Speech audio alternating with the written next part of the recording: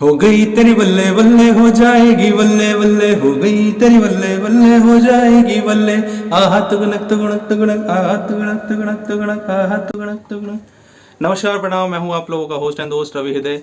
और हो गई बल्ले बल्ले, और हो जाएगी शायद बल्ले बल्ले, क्योंकि बहुत ही सालों का जो सूखा पड़ा हुआ था वो सारा आरसीबी के लिए ख़त्म हुआ और वुमेन्स टीम ने जीता आरसीबी के लिए पहला टाइटल। और बहुत बहुत बधाई, बहुत बहुत बधाई सभी आरसीबी फैंस और सभी आरसीबी प्लेयर्स और सभी आरसीबी से रिलेटेड जो भी लोग हैं, सभी को बहुत बहुत बधाई। और काफ़ी अच्छा लग रहा है ये देख के। कभी एक टाइम पे मैं भी आरसीबी का फ़ैन हुआ करता था, जब Chris Gayle, KL Rahul, Virat Kohli, AB de Villiers सारे एक साथ खेला करते थे जब, तो उस टाइम पे मैं भी आरसीबी का फ़ैन हुआ करता था। सीएसके का तो हूँ ही, लेकिन आरसीबी का भी हुआ करता था। तो बहुत ही अच्छा लग रहा है ये जानकर कि आरसीबी भी एक टाइटल जीत पाया है कहीं ना कहीं। भले ही यहाँ पे उन्हें वुमेन्स टीम का सहारा लेना पड़ा, औरतों का सहारा लेना पड़ा, लेकिन उन्होंने जीता अपना पहला खिताब। और बहुत बहुत शुभकामनाएं, और उम्मीद है कि फाइनल तक तो पहुंच ही जाए। बाकी जीते तो सीएसके ही, लेकिन फाइनल तक तो पहुंच ही जाए आईपीएल में इस बार, इस सीज़न में। तो चलिए आज की वीडियो की शुरुआत करते हैं। और नेताजी बन के मैं आप सबके सामने आ चुका हूं। देख रहे हैं आप लोग, पूरा नेता बन गया हूं। वोट मुझे ही दीजिएगा इस बार के इलेक्शन में। इलेक्शन की डेट्स आ चुकी है, सभी को पता है, आप सभी को।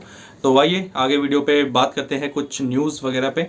और आप लोग कहेंगे तो मैंने सोचा है कि हर एक टीम के ऊपर, जो भी स्क्वाड है आईपीएल में, उसके ऊपर क्या प्लेइंग 11 होनी चाहिए मेरे हिसाब से, उसके ऊपर भी मैं एक वीडियो सेपरेट हर टीम के ऊपर बनाना चाहता हूं। तो आप लोग अगर कुछ कहे इस बारे में, कुछ भी मुझे पॉजिटिव फीडबैक दे, तो मैं कोशिश कर सकता हूँ इसके ऊपर। तो आइए कुछ कुछ न्यूज़ पढ़ते हैं हम लोग और देखते हैं कि क्या क्या आईपीएल से रिलेटेड मार्केट में खबरें तैर रही हैं। तो there will be nothing awkward, Hardik on leading MI after Rohit.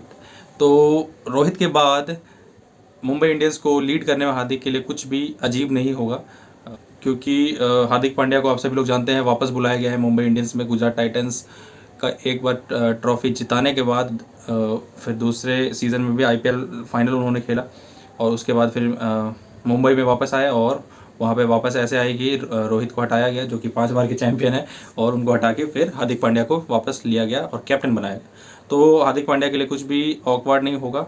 ऐसा कौन कह रहा है, मैं इसको नहीं पढ़ना चाहता, लेकिन ये न्यूज़ है। RCB needs stars to shine and align as they set foot in a new direction. सारे जो भी स्टार्स हैं उनको काम करना पड़ेगा, चलना पड़ेगा। अब देखिए, स्टार्स के भरोसे ही जो टीम है ये टिकी हुई है और परफॉर्मेंस देते हैं, लेकिन एक बार जुड़ के एक साथ परफॉर्मेंस नहीं देते हैं। कभी मैक्सवेल चलता है तो कभी कोहली चलता है, तो कभी डुप्लेसिस चलते हैं, तो कभी कोई कभी कोई कभी कोई, इसी में आरसीबी की नैया डूब जाती है। इसीलिए सबको एक साथ मिल के काम करना पड़ेगा और सबको एक साथ मिल के परफॉर्मेंस देनी पड़ेगी, तब ही जो वुमेंस टीम ने किया है वैसी कुछ उम्मीद हम लोग कर सकते हैं आरसीबी टीम से। तो ये एक न्यूज़ है। एसआरएच जिसने सबसे महंगा कमिंस को ख़रीदा है, शायद, ऐसा मुझे याद नहीं आ रहा है कि कमिंस को ख़रीदा है, बिल्कुल ख़रीदा है सबसे महंगा। तो वो चाहेंगे कि जिसको ख़रीदा है उससे वैसी परफॉर्मेंस ले पाए, जितने पैसे उनको मिले हैं उस हिसाब से वैसी परफॉर्मेंस मिल पाए उन्हें।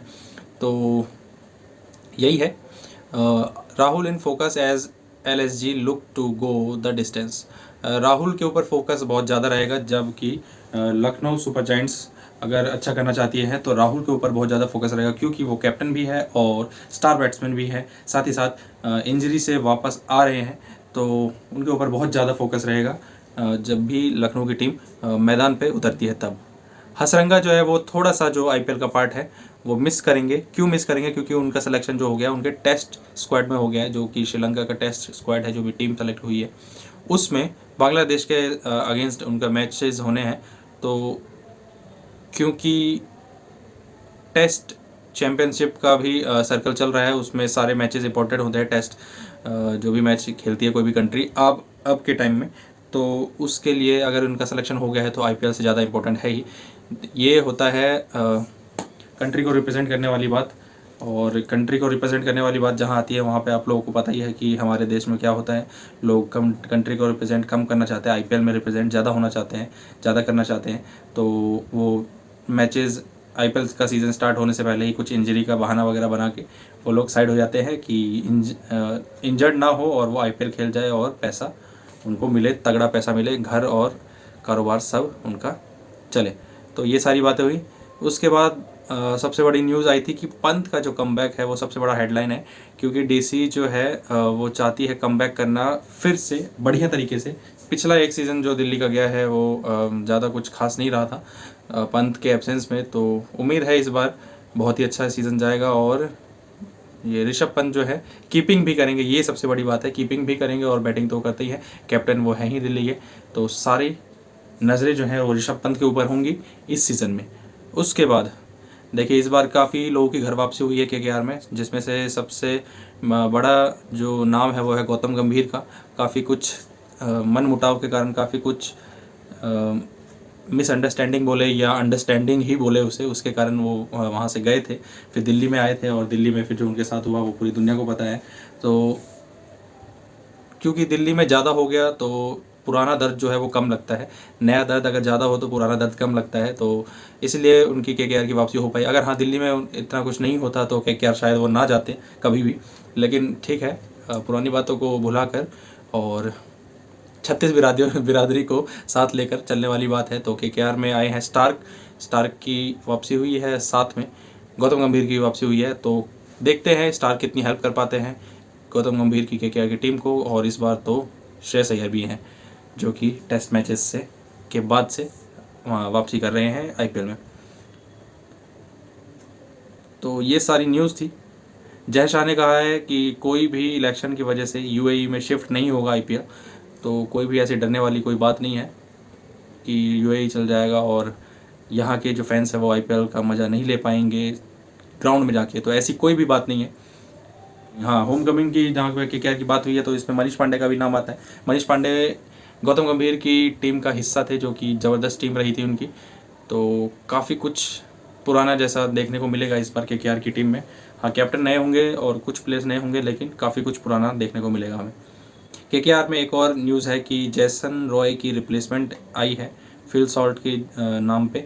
तो जेसन रॉय की जगह केकेआर के स्क्वाड में होंगे फिल सॉल्ट। अब देखते हैं मौका कितना मिलता है, क्योंकि काफ़ी प्लेयर्स ऐसे हैं जिनको आप बैठा नहीं सकते। रिंकू सिंह हो गए, आंद्रे रसल हो गए, नारायण हो गए और वरुण चक्रवर्ती हो गए और आपका सुयश शर्मा ऐसे कुछ नाम है वो हो गए, ठीक है। श्रेयस अय्यर खुद हो गए, नीतीश राणा खुद हो गए। कीपिंग इस बार थोड़ा केस कौन है कीपर मुझे ध्यान नहीं आ रहा है, आप लोग बताइएगा। केएस भरत पता है कौन है कीपर, आइडिया नहीं मुझे, कुछ कम जाना पहचाना नाम है लेकिन है कीपर। तो कीपर को भी आपको खिलाना ही पड़ेगा और काफ़ी ऐसे प्लेयर हैं जिसको आप लोग बैठा नहीं सकते, ठीक है। और उसके बाद अश्विन कह रहे हैं आईपीएल से अलग हटके एक ये न्यूज़ है कि it's a rarity to find a person like Rohit Sharma in a selfish world. ये जो पूरी मतलबी दुनिया चल रही है, सेल्फिश वर्ल्ड चल रही है, उसमें रोहित शर्मा जैसा इंसान पाना एक बहुत ही कम चांसेस होते हैं कि रोहित शर्मा जैसा इंसान मिले। तो अश्विन ने रोहित शर्मा की तारीफ़ की है। ऐसा होता है अक्सर कि जो उस करंट टाइम में, प्रेजेंट टाइम में जो कैप्टन होता है उसकी तारीफ़ करते हैं काफ़ी प्लेयर। अब जो भी रीज़न हो ये मुझे नहीं पता, लेकिन सब तारीफ़ करते हैं और उसके लिए दूसरों से लड़ भिड़ जाते हैं एक तरह से। तो काफ़ी देखा गया अश्विन की तरफ से, जब धोनी थे तब भी, जब विराट थे तब भी और अब रोहित है तब भी। तो इस बात को ज़्यादा हम लोग सीरियसली नहीं लेंगे। तो यही थी सारी बातें, कुछ न्यूज़ थे, कुछ अच्छी बातें, कुछ बुरी बातें। उम्मीद है आप लोगों को वीडियो ज़्यादा हर्ट नहीं कर रहा होगा, मज़ा आ रहा होगा सुन के। तो अगर ऐसी और वीडियोस चाहते हैं और चैनल पर नए हैं तो सब्सक्राइब कीजिए और बेल आइकन जरूर प्रेस कीजिए। मैं हूँ रवि हृदय, आप लोग मुझे जानते हैं, मेरा ऑफिशियल नाम है एडवोकेट रवि मिश्रा। एडवोकेट लगाए ना लगाए अलग बात है, रवि मिश्रा मेरा नाम है ऑफिशियल। तो अगर आप लोग मुझे कहीं पे इंस्टाग्राम में कहीं पे भी सर्च करना चाहते हैं, कहीं पे भी जुड़ना चाहते हैं मुझसे, तो रवि हृदय HRIDAY हृदय, इससे आप लोग सर्च कर सकते हैं। तो शेयर कीजिएगा लाइव को, वीडियो को। बहुत बहुत धन्यवाद।